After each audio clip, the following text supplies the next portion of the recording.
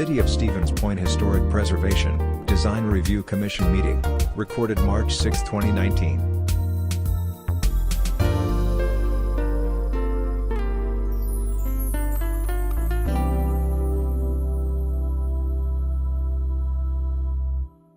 HPDRC meeting to order. Okay.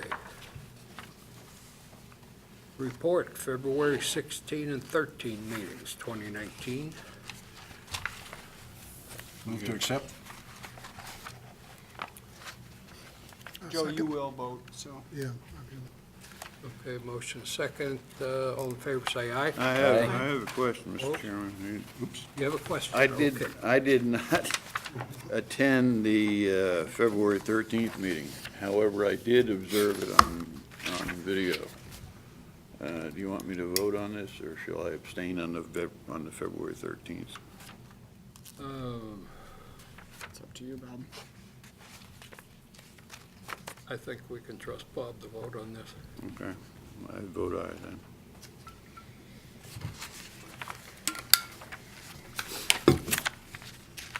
Okay, request City of Stevens Point create downtown trash receptacle planter art program.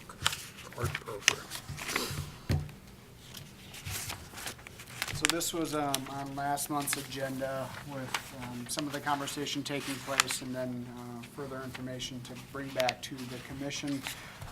Today, both Greg Wright and Mark Portis are here. Greg with Great Portage County, Mark is with our department with the City of Stevens Point Neighborhood Improvement Coordinator to talk a little bit about the program as well as some additional guidelines that still need a little bit refinement, but essentially are getting to be put into place. Those are included within the packet starting on page 18. So with that, I don't know if there's any further questions relating to the program, or if Greg or Mark would like to talk a little bit about kind of, what their thoughts are moving forward with just the process in terms of setting this up. I know there was some questions regarding that in terms of kind of previewing some of the ideas that are going to be placed on the certain containers beforehand, before they're painted, and that those are addressed a little bit in the guidelines.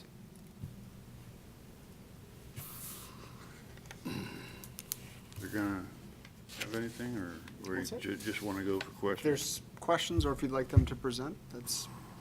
Well, a couple of questions I have. The trash containers are currently not there, correct? They are there. They are there? Are they, they're city property? They are. Are they fastened to the ground? Or are they? They're concrete. They're movable? Mhm. How about the planters? Same thing. Same thing, they're physically there. I personally have a problem with, I don't have a problem with art. I mean, art is in the eye of the beholder, and some, that's one thing. My concern is this. This is the Historic Preservation Design Review Commission. With the historic preservation aspect, I feel that our goal should be to maintain the flavor of the historic downtown. And this district is on the National Register and also state and local as designated as historic.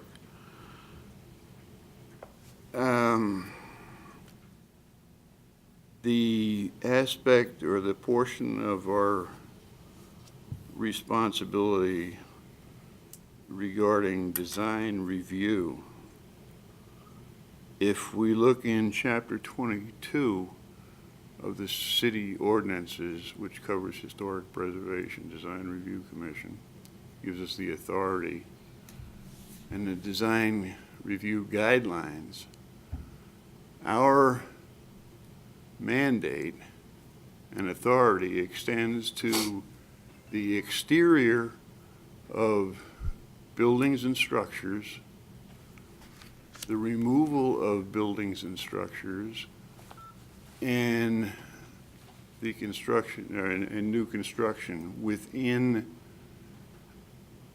those zones which have been designated as historically significant.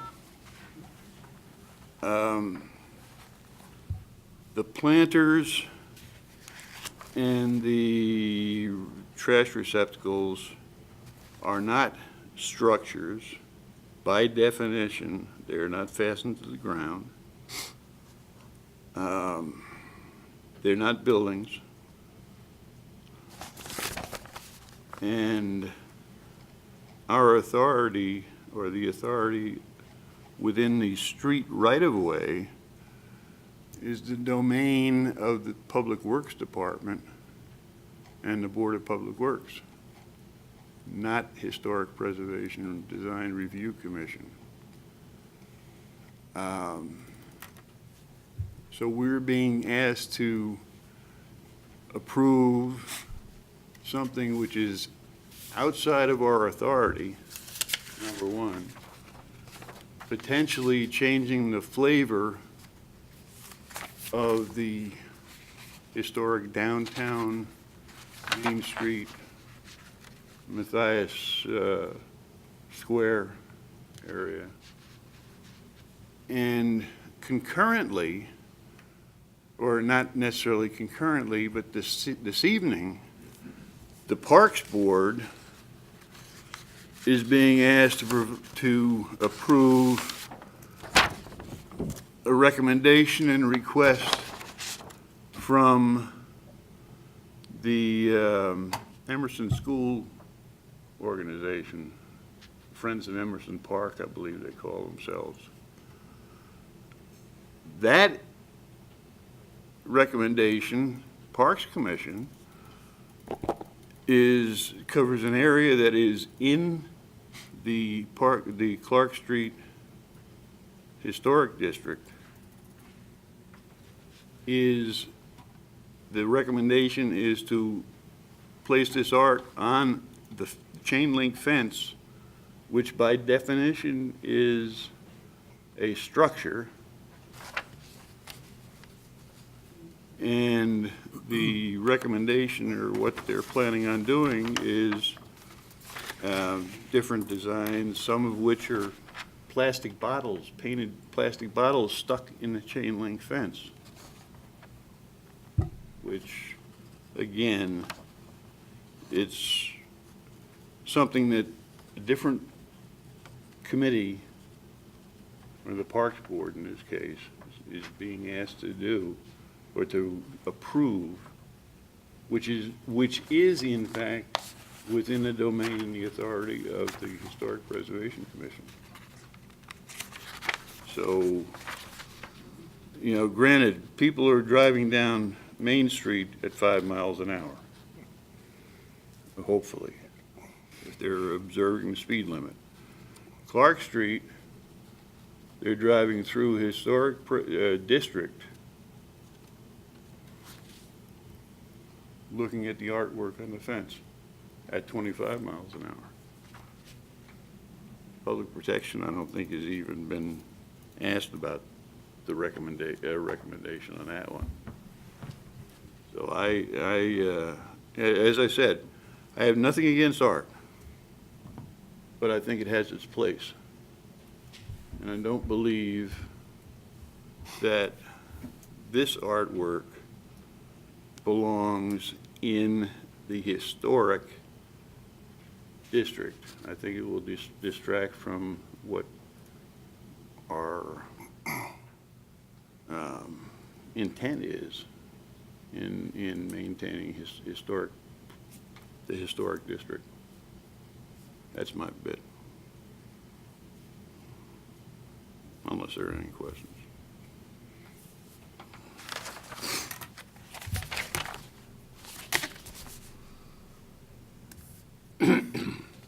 You got a comment down the other end.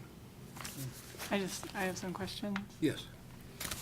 Were business owners contacted? So we'll be working with, one of the things that we want to do before we go out and truly promote this program is to make sure it gets approved. Because going forward and working, trying to work with business owners and then or potential sponsors of the program and getting potential sponsorships without having a program that is allowed to move forward, I think would be doing a disservice. So one, we're looking at approval to see if we can move forward with this. And then secondly, once that is done, we would then be looking at sponsorships and then also working with business owners in the downtown area. But if we can't move forward with the program, there's really not a lot of need to move forward with business owners at that point. Well, I guess I'll end up sort of repeating some things that I said last time, although I see that based on the materials that have been presented this time, that at least there is a selection committee, which was not present in the information last time. However, the pictures that were being shown are, in my view, not compelling. And obviously not opposed to trash can art. I was talking about this 4 years ago with Scott Schatzschneider, and at that time I was working with him on moving the downtown benches around, moving trash bins around to create social spaces, and we did all that successfully. And at that time I was also talking about tile mosaics on the concrete trash bins and planters. But as I stated last time, and others on the board, I think echoed the same, or said the same thing, that these images are not compelling. So I continue to have concerns about quality, and the Historic Preservation Design Review Commission has been very strict about uniformity downtown, I think. And I would say it's in some respect to a fault, because you know, it's the same colors for these items, lights need to be this color, these kinds of things. But that creates a certain kind of feel and look that has been important to this commission. So this falls way outside of that. I also want to bring up that the tunnel between Great Lakes and Main Street, that was another project, and it came through this body, right? And we were told it would be an interactive project. Well, and that's why I voted for it. I didn't vote particularly for the art piece. I voted for the art piece in combination with it being interactive. That's what compelled me. However, the interactive part never happened, and we were never told why that was. It just didn't happen. So this is a project that appears to be happening. It will happen repeatedly, but wonder if we get to the end of the first year and it doesn't get repeated next year.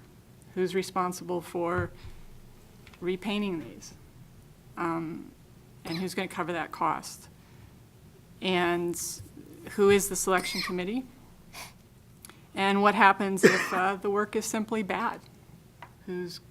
Who determines that, and who fixes it? So I guess I have the same questions I had last time, and the only difference I see is there will be a selection committee. We should have Greg come up and address some questions. Right? We'll go through the process a little. Yeah, I mean, so one of the reasons why we specifically, there was a initial decision to try to name all of the, the total number of receptacles that are down there, planters and bins. And one of the reasons why we took that out of the proposal was so that we could have some quality control. If we only get 3 good proposals, we do 3 this year. If we only get, if we get enough to do all of them, we can do all of them. But really to make sure that there is a certain standard to the work that's done. Is this potentially going to change the feel of downtown? Yes. I think that's why we're asking for permission from this particular body. There are a lot of communities that have done projects just like this, specifically in their historic downtown corridors. I think that's something we're seeing more and more of across the country, is an integration of contemporary public art with historic spaces to make sure that history doesn't stop at a certain era in time, and that new generations are allowed to have a mark in their community as well. And I think that's an important thing. And we have tried in our past public art projects to integrate history into the community, into the art as well. The brewer mural talks about the history of brewing and conservation in the community. The Fox's mural uses a historic German saying. The water mural was specifically designed to tap into the city's slogan of a city of wonderful water. And so, again, trying when we do these art projects to figure out ways to also tell our story through that process. That's a really important part of the CREATE commitment to public art, is that as we install public art in the community, we're doing so in a way that broadens access to community identity and fosters a connection to the community. Again, the city approached us with this project. The city was interested in doing this. We think it's a great idea. We would love to commit our resources to seeing this navigated through. Like any project, there's a chance that we're going to see hurdles along the way. It may last 1 year and not last another. Those are things we would like to see this as a tradition, but it's something that, like anything else, that we're going to do our best on the first year and reevaluate and see how things go from there. If it comes down the line that the city is not happy with how this turns out and they need to be repainted, we have approached stuff like that before as well.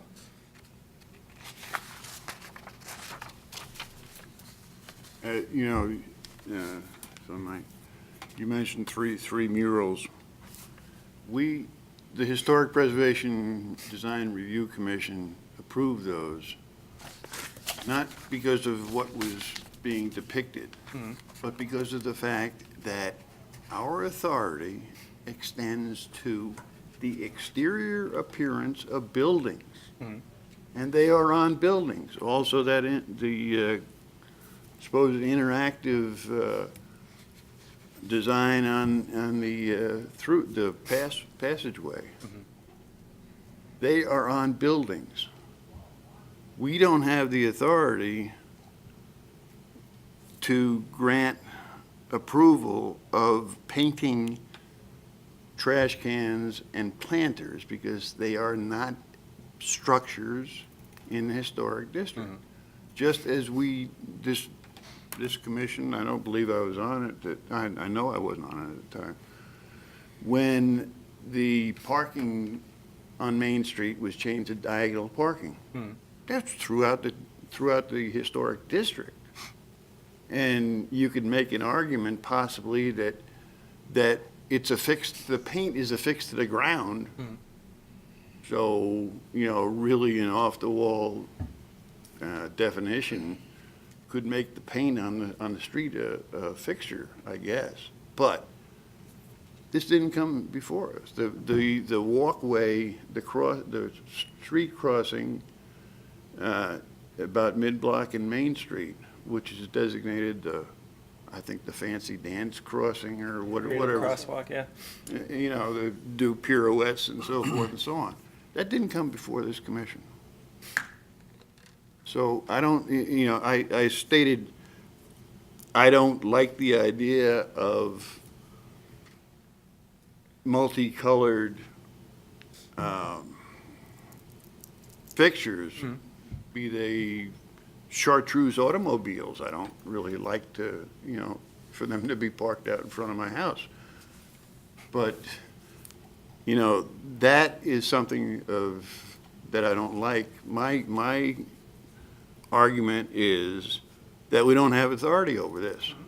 We do, however, have authority over Friends of Emerson Park wanting to place designs on the fence within an historic district, and the fence by definition is in fact a structure which is covered by the design guidelines, walls, and so forth. It doesn't have to be a fence attached to a building. It's a fence.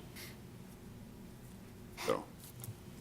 Yes. On the other hand, a couple of times we have been asked to place dumpsters where the dumpsters are to be placed, and those are not fixed. So we've actually been asked to do that. So there's precedent to a non-fixed I think with There's a the dumpster authority. enclosure though, wasn't it? So with the authority and kind of thought about that, you know, the historic preservation and design review kind of serves dual purposes. One, historic preservation, then design review of the area surrounding it to make sure that the look and feel, the visual environment is consistent and aesthetically pleasing through that district or districts within the city.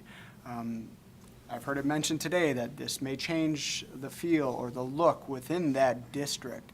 So whether it's ultimate authority or a recommendation, still council would still have to approve this. I think it's important to bring to this commission because of that district.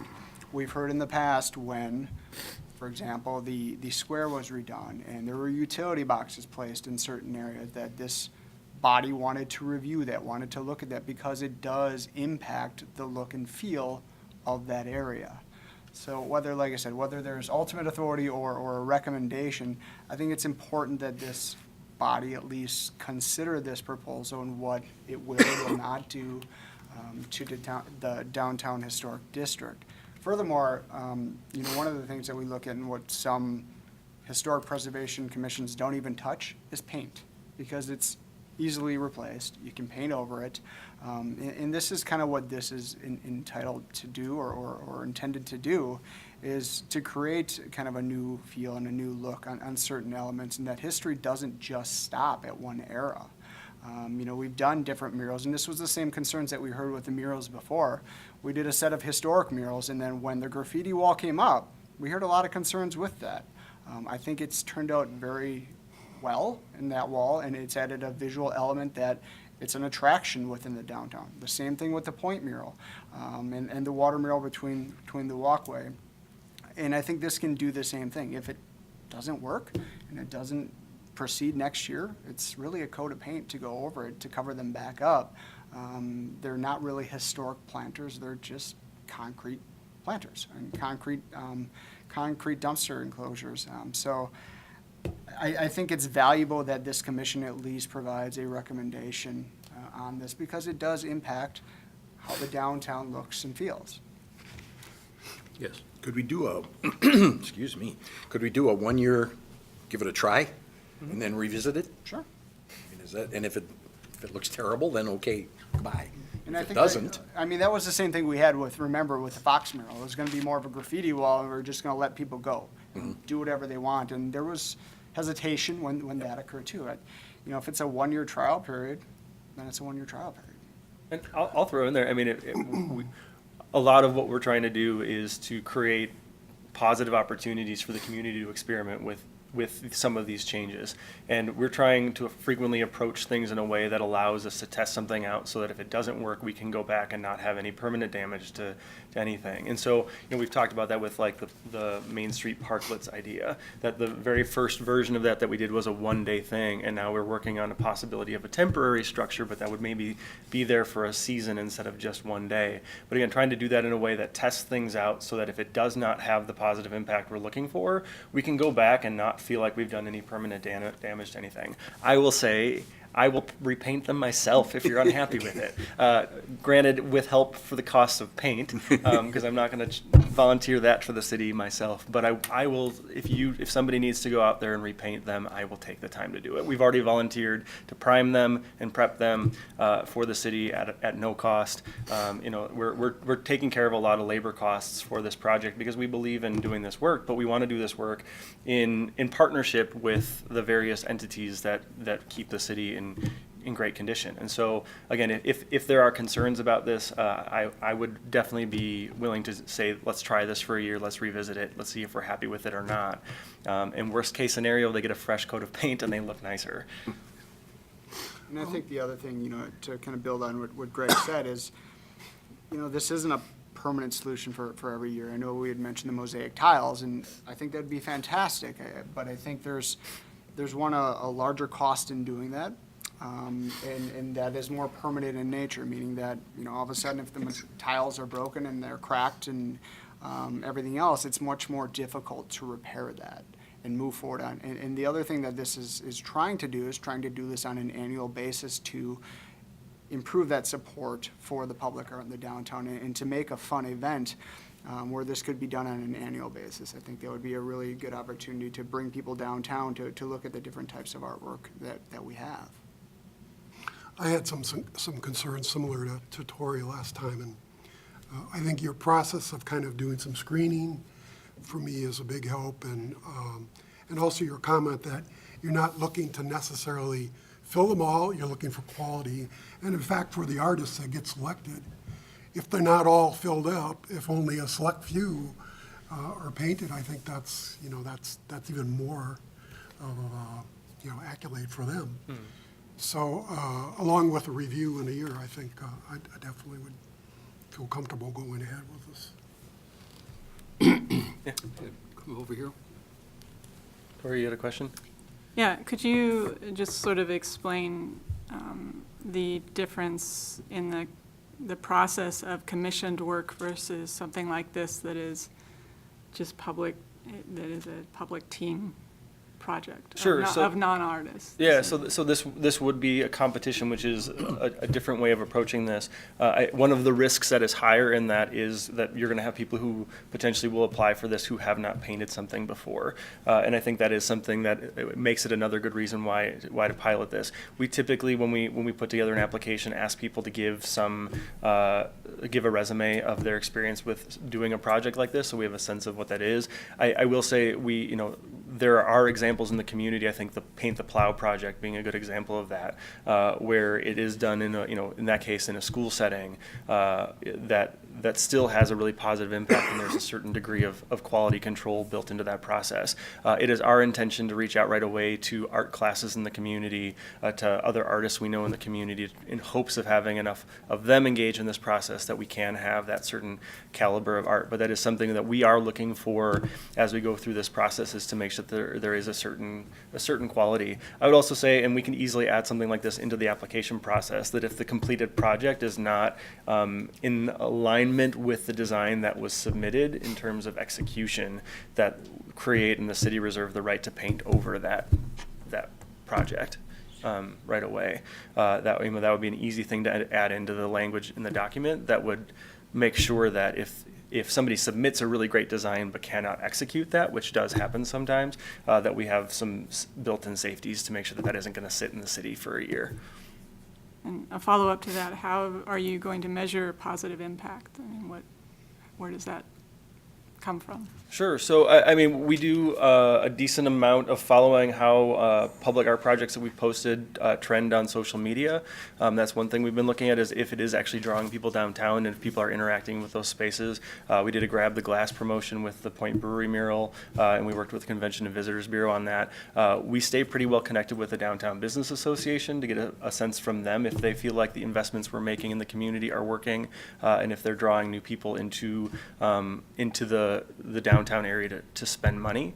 One of the things that is difficult about the work we do is a lot of the measures we look for are relatively indirect. You can't necessarily say, oh yes, I made 5 cents more a day because there was this planter outside of my establishment, but we know, for instance, that Arts Walk is one of the most successful nights for a number of businesses downtown all year, and that there are other programming. We know that arts programming that brings people into space, especially when they're going to spend some time and walk and see multiple spaces, that does tend to get them to also shop if they're down there. They're going to buy some food, they're going to go into stores, and there's some significant data about that from other entities like Americans for the Arts that have studied the investment of public art. That's kind of the whole concept of placemaking. So we are trying to follow some of that data. The biggest data points that we've been watching really for our organization have been about young professional attraction and retention. That's a lot of what got our organization to make this shift, and just watching net migration patterns in the county. And we are seeing some really significant trends there. There was a 16,000 person workforce shortage projected when we started. That's now down to 6,500 for the entire labor shed, our region. And almost all of that growth has happened in Portage County. Central Wisconsin has only grown by 1,500 people in the last 5 years, but Portage County itself has grown by 2,000. And so there is some data that the vibe that we're creating in Portage County is having an attractive impact on people in the community. And so that's the type of data that we're trying to follow, and we're always looking for more measures as well.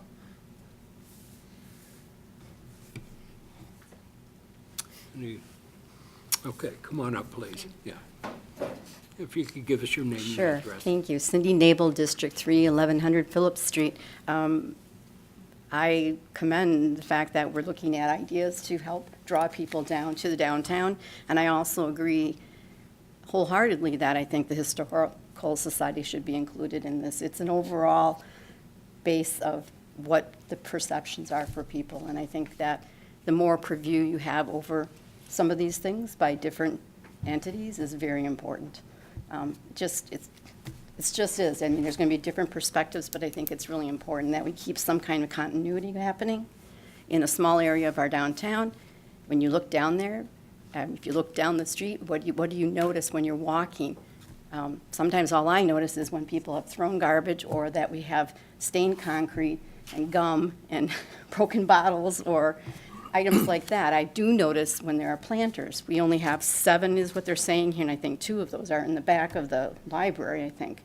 I wish we had more planters in the front, because when I go to other little towns that have these unique little stores, I can't tell what's down that block because I don't know that downtown area. But if I see a planter and I see something that's that attractive, I walk further down that block to go to it, to see what that store is. So I would promote that we do some things, but I would hope we don't get junky.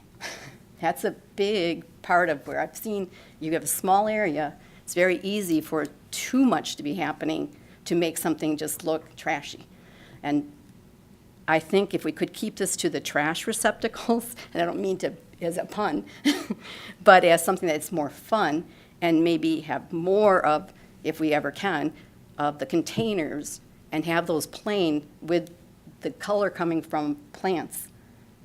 I think that would be a better continuity as you go through and not have too much going on all over the place, so that there's a rest for the eye as you go along, but with some other interest to show that it's not just about this. There's also this art vibe and young, upcoming area that it's for everybody, not just people out there shopping and seeing nice flowers and wanting to go and buy things, but also that people that have families want to come down there with their children also. So it's going to be a fine line. I just hope we don't overdo it.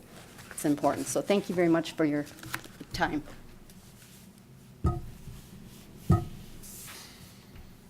Another one, ma'am. Yes, if you could come over, please.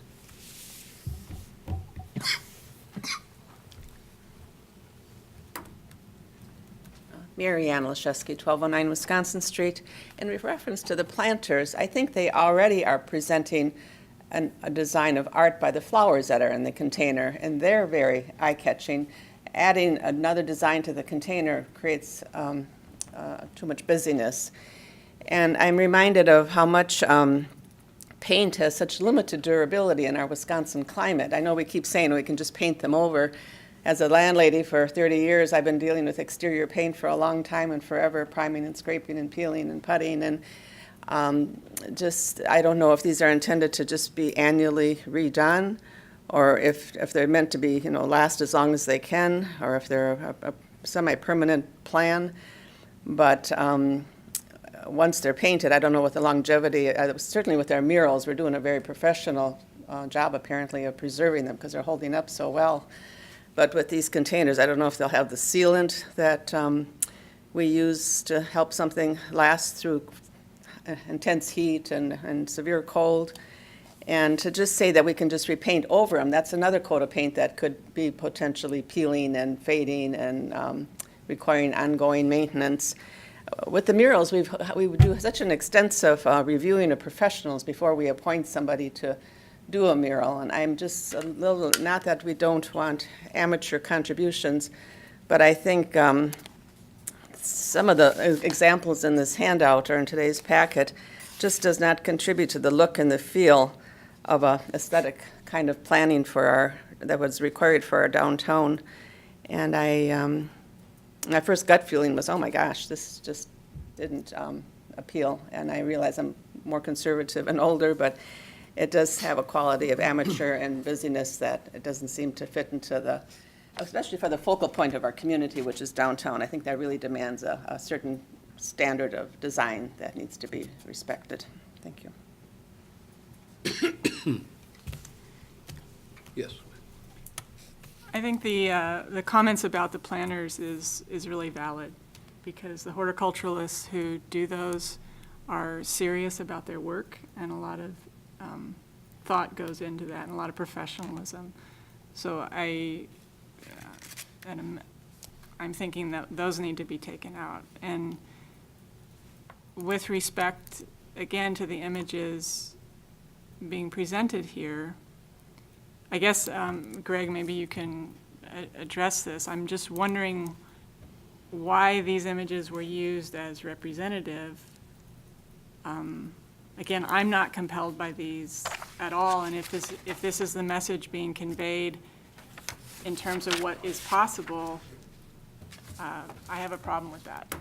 Actually, Kyle and I, we went online and just, we did a Google search and came up with some. We didn't, very honest, we didn't put a lot of time and effort into it. We just did a Google search for, public trash can painting, and we just selected a few examples. Obviously, you may have something similar, you may have something dramatically different. I view this as being something that could even be theme-based, and you could have, one year could be nonprofits, and local nonprofits could adopt a trash can and do something on that. This could be anything, it really, there are a few things you can do that are low risk and high reward, and this is one of them. It's low cost. There's hardly anything as a government that we can do to increase or to increase foot traffic in the downtown such as this. And yes, some people like it, some people may not like it, but if you look at the number of people, let's say we have 20 people participate, or 20 teams participate, and let's say there's 3 people per team, that's 60 people. Let's say they all bring, 2 or 3 people down to the downtown to look at their artwork. You're increasing that to well over 200 people that are now accessing your downtown that would have maybe not gone down there before. When you look at the comments from the public outreach that was done by Vanderwall, specific to the downtown, these are some comments that were on there. Create friendly ordinances where the city supports, not detracts from businesses and customer experiences. Provide public activities to draw people to the downtown. Proactively develop the downtown in ways that inspire community pride. Events, more large as well as small, parkless. Improve aesthetics. Host a downtown type fair. Take part in events. People need to get involved more. Help to build culture that supports the arts. It should be a vibrant area for the community, cultural and recreational events. I mean, this is what people in our community are saying they want. And one of the other kind of overarching comments is, why can't we be more like XYZ city or Madison or Wausau and be more like their downtown? It takes a little bit of risk, and yes, there is some risk with this, and it could fail miserably, absolutely could fail miserably. But you know what, it could be something really nice that's an annual, every year it's a new canvas. Every year it's a new piece of art in that downtown. And just look at yourself. If you walk down that street and we have this project, whether you like it or not, you're going to look at each one of those trash cans as you walk by it, and you're going to pay attention to that art. So it will, I think, serve a purpose. And again, if it doesn't work, we're not out a tremendous amount of money, and it's very low risk, low cost, but potentially high reward to the community.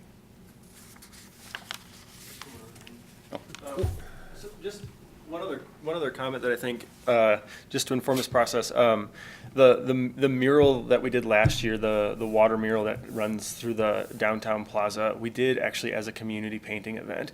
We did it in partnership. We did that mural in partnership with a class at the university that designed and executed the mural. And I know there were pieces of it that didn't get completed, and we did keep the city posted on why that is. And if anyone has questions about that, I'd be happy to answer them for you.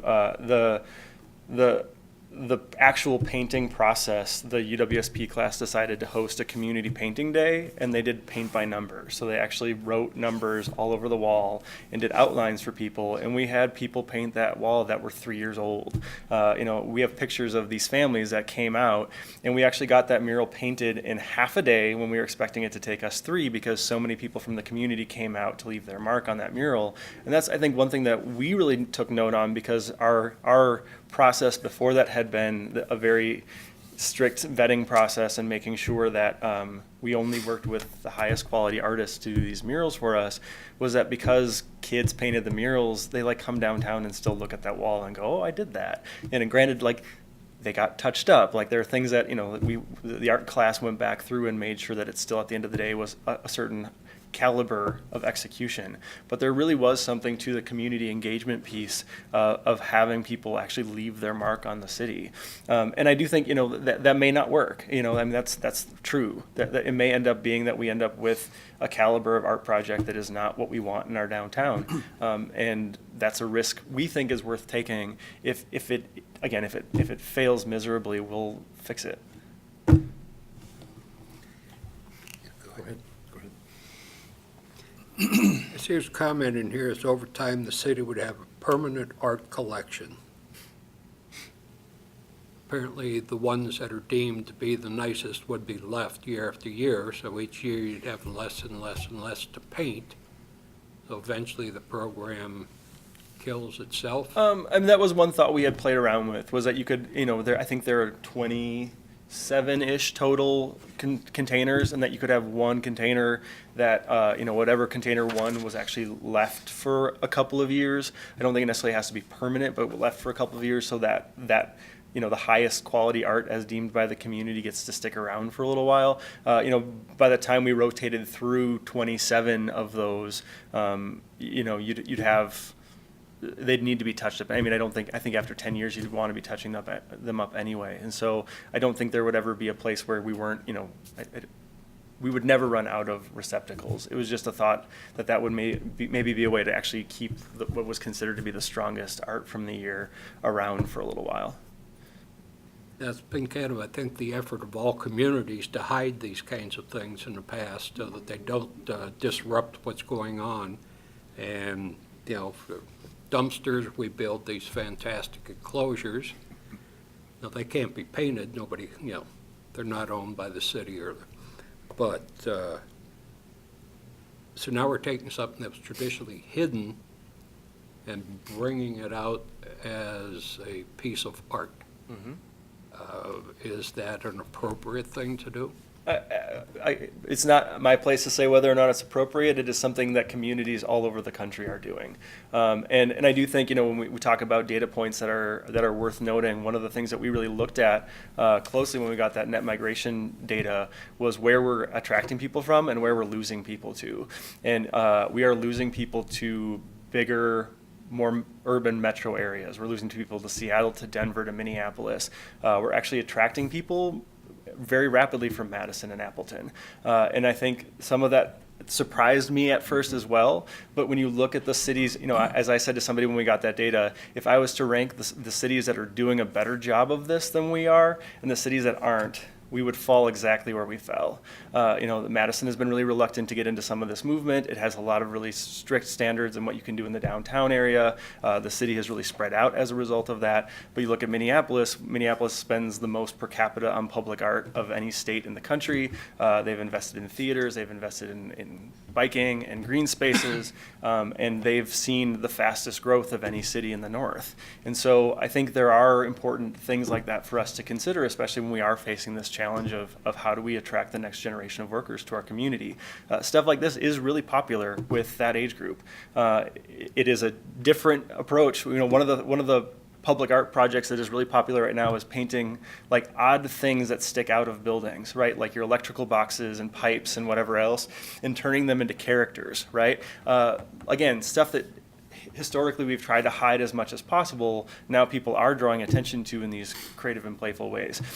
Do we need to do that? No. But is it something that is happening quite commonly? Yes. In these, painting trash cans, painting electrical boxes, painting fire hydrants.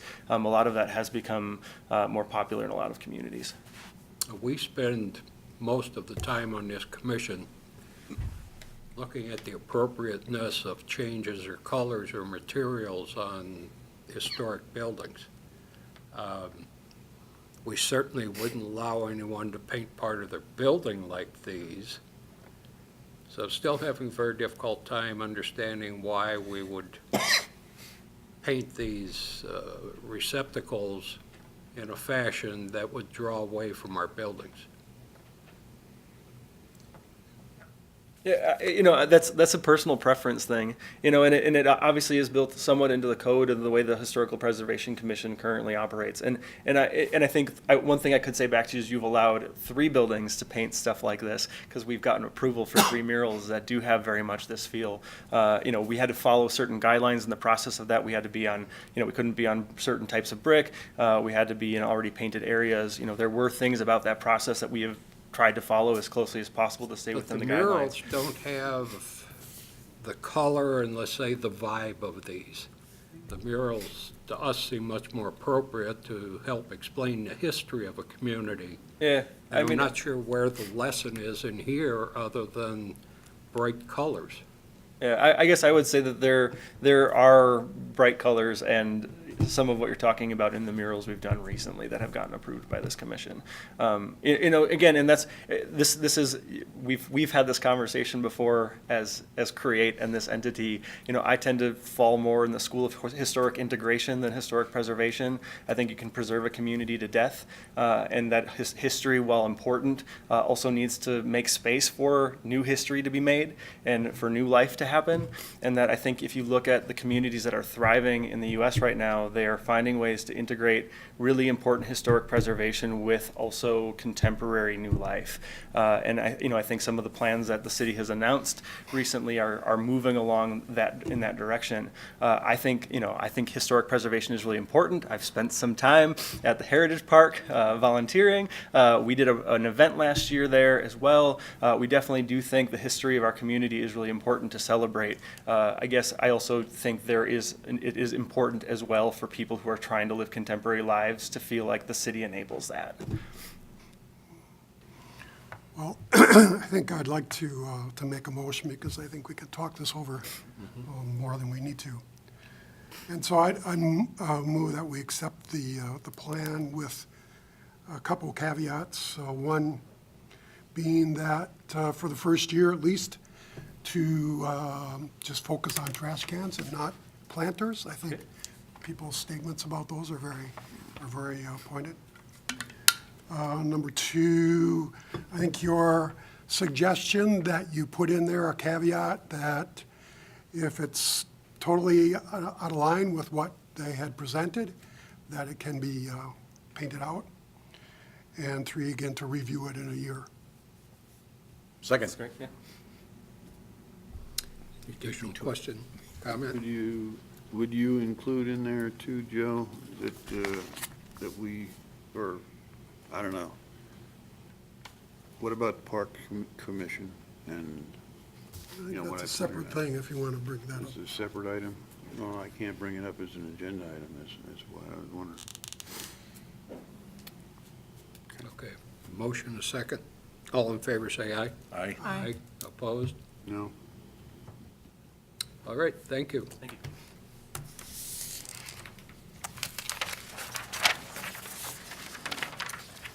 We are adjourned.